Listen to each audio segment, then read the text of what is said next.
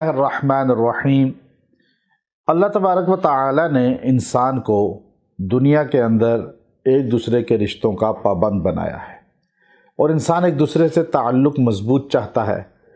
اب رشتے مضبوط ہوں، پیار محبت مضبوط ہو جائے، چونکہ نفرت بھی اللہ ہی پیدا کرتا ہے اور محبت بھی اللہ ہی پیدا کرتا ہے۔ اب یہ کہ انسان سے سارے محبت کریں، انسان کی محبت دوسرے کے دل میں پیدا ہو جائے۔ اب وہ چاہتا ہے کہ بہن بھائی ان کے دلوں میں میری محبت ہو، میاں بیوی ایک دوسرے سے چاہتے ہیں محبت ہو جائے، ماں باپ کے دل میں محبت ہو جائے، ماں باپ چاہتے ہیں اولاد کے دل میں محبت ہو جائے، اور آفیسر باس یا اسی طرح دنیا کے اور کوئی بھی ایسا رشتہ ہے جس کو آپ اپنا گرویدہ کرنا چاہتے ہیں، اس کے دل میں اپنی محبت راسخ کرنا چاہتے ہیں۔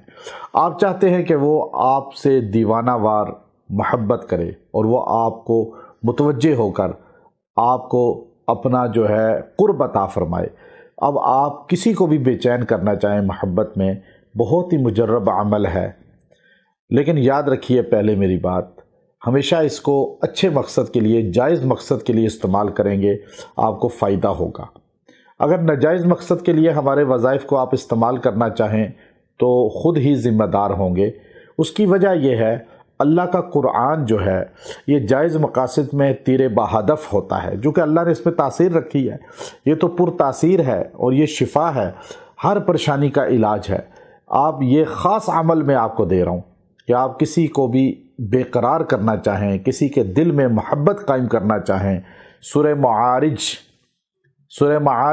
29واں پارہ، اس کی آیت نمبر 35 آپ نے پڑھنی ہے روزانہ۔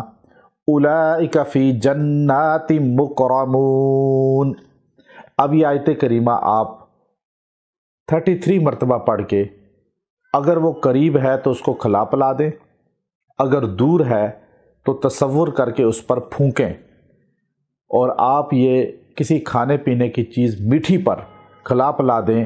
چند دن یہ عمل کریں، 11 دن بس، آپ دیکھیے گا وہ آپ سے محبت کرے گا، وہ آپ کے لیے بے چین ہوگا، بے قرار ہوگا، اور اس کے قلب میں آپ کی عقیدت محبت قائم ہو جائے گی۔ آپ اس کو عمل کو اختیار کریں، پڑھیں، انشاءاللہ آپ کو فائدہ ہوگا اور آپ کی زندگی پرسکون ہو جائے گی۔ وآخر دعوانا ان الحمد للہ رب العالمین۔